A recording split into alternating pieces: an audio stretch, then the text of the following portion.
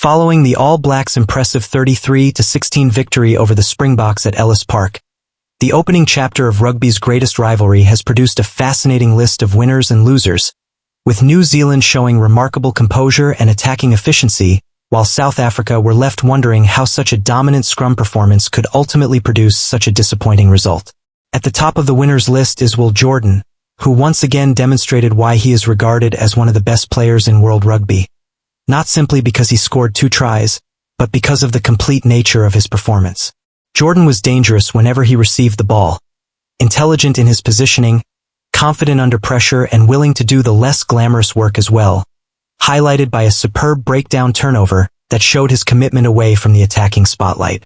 With his 2 tries at Ellis Park, Will Jordan strengthened his position at the top of the All Blacks try-scoring charts and once again proved that when New Zealand creates space for him, he can punish even the best defensive teams in the world. Perhaps equally impressive was Jordie Barrett, who delivered another outstanding performance against one of the most physically imposing sides in international rugby. Barrett was exceptional in defense, making crucial try-saving interventions and contributing 5 turnovers. While in attack, he repeatedly made intelligent decisions and helped the All Blacks maintain control during important phases. Against the powerful Springboks, this combination of defensive awareness and attacking creativity was hugely significant, because Jordie Barrett was not simply trying to survive the physical battle, he was actively influencing it. If Will Jordan was the finishing weapon, Jordie Barrett was one of the architects behind the victory. Another major winner was Fabian Holland, who has returned to international rugby after a lengthy injury absence and already looks as though he has never been away. This was only his 3rd match back, yet Holland looked comfortable in the intensity of a greatest rivalry test, working hard around the contact area, contributing in the lineout and producing one of the key moments of the game when he charged down Grant Williams to score a crucial try. His performance became even more important when Josh Lord left the field with a head injury, forcing Holland to shoulder additional responsibility in the second row. There were moments when he looked slightly less influential during the second half, but that should not diminish what was an outstanding return against the world champions. George Bower was another unexpected winner. There were doubts surrounding his inclusion in the All Black squad because many believed his presence could make the scrum even more vulnerable against Ox Nche and Wilco Louw. But the experienced Bower responded superbly when Ethan de Groot was forced off following a head injury. Instead of allowing the Springboks to increase their set-piece dominance, Bower fought extremely hard and helped New Zealand stabilize the scrum. His performance was especially valuable later in the match, when South Africa desperately needed the scrum to become an even bigger weapon. Credit must also go to Dave Rennie, whose major selection decisions ultimately worked. Selecting Fabian Holland was a significant call, while trusting George Bower to provide loose head cover proved to be another important decision. Rennie also resisted the temptation to select Patrick Tuipulotu in the second row, instead backing the younger combination, and the result suggests that the All Blacks head coach may have found a formula that can challenge the Springboks across the remainder of the series.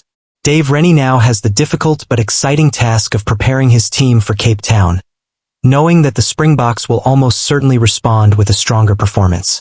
On the South African side, Wilco Louw deserves enormous credit despite being part of a losing team. The Springboks tight head was one of the outstanding forwards at Ellis Park, repeatedly overpowering Ethan de Groot, winning scrum penalties and giving South Africa the platform they needed to control territory.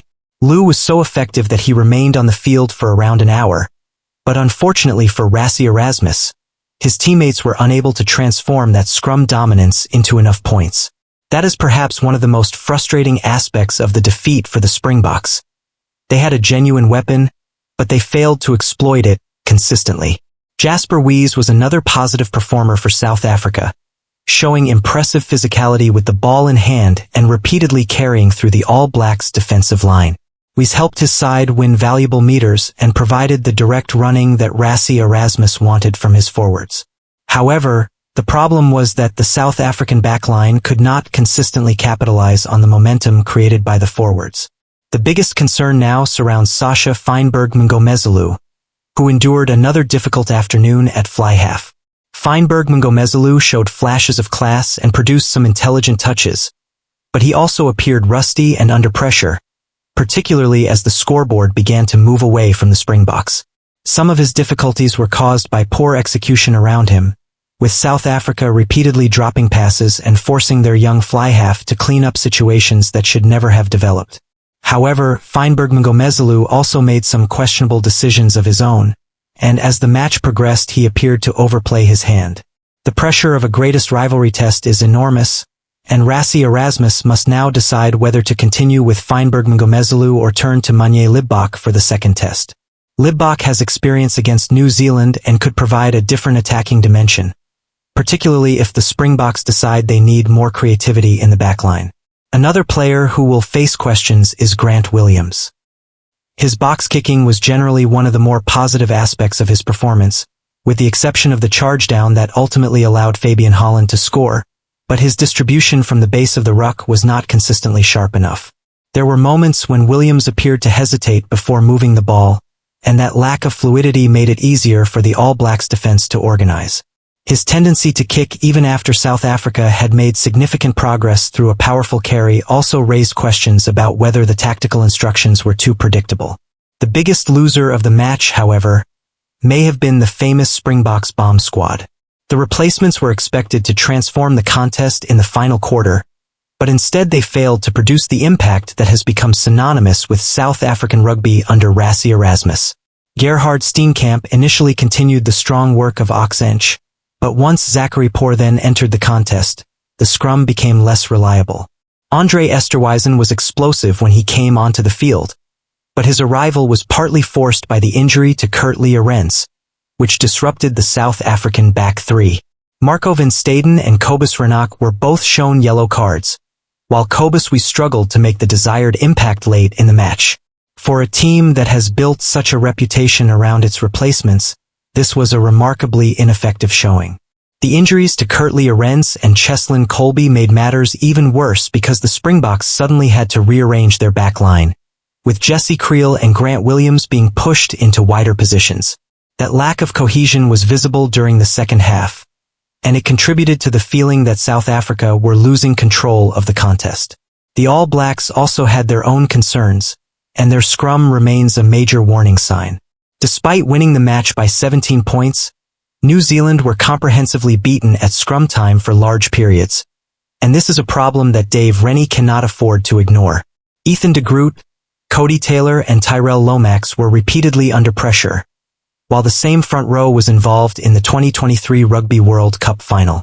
The absence of legendary forwards such as Brodie Retallick and Sam Whitelock has inevitably changed the balance of the All Blacks pack, but the current group must find a solution because South Africa will continue targeting this weakness.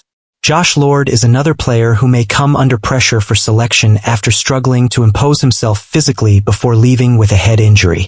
The All Blacks have several talented second-row options, meaning Lord cannot afford another quiet performance if he wants to remain in the Matchday 23. Meanwhile, Josh Moorby also endured a difficult evening. Although he scored a try and has shown plenty of quality during his early international appearances, he was exposed at times by the Springboks, particularly when Andre Esterhuizen powered through him for South Africa's only try. Moorby also struggled under the high ball, an area where the Springboks were able to find opportunities. However, one difficult test should not erase the promise he has shown, and Dave Rennie will probably give him another opportunity to respond. Ultimately, the biggest question is directed toward Rassie Erasmus. The Springboks clearly had a plan. Dominate the scrum, kick intelligently, contest the aerial battle, use their powerful carriers and create opportunities through them all. Many parts of that plan worked. The problem was the lack of attacking balance and the failure to convert pressure into points. South Africa cannot rely solely on physical dominance against an All Blacks team that is becoming increasingly dangerous with ball in hand. The opening test showed that New Zealand can survive huge periods of pressure and then punish mistakes with devastating efficiency. For Rassie Erasmus, the challenge is now to make sure the Springboks retain their physical identity while becoming more unpredictable and accurate in attack. For Dave Rennie, the challenge is almost the opposite. Preserve the attacking confidence and defensive resilience that produced the 33-16 victory, while fixing the scrum before it becomes the deciding factor in the next test. The first chapter of rugby's greatest rivalry has therefore created a fascinating contrast. Will Jordie Barrett, Fabian Holland, George Bower and Dave Rennie leave Johannesburg with their reputations enhanced, while Rassie Erasmus, Sasha Feinberg-Mngomezulu, Grant Williams and the Springboks bomb squad have plenty of questions to answer. The series is far from over, but New Zealand now have something incredibly valuable: momentum. The Springboks have something equally powerful: the motivation of a team that knows it left points on the field. When these two giants meet again, expect the scrum to remain a central battleground. Expect Rassie Erasmus to make tactical adjustments, and expect Dave Rennie to demand even more from his forwards. The first test belonged to the All Blacks, but the next chapter could tell us whether this was simply a brilliant upset in Johannesburg or the beginning of a genuine shift in the balance of rugby's greatest rivalry.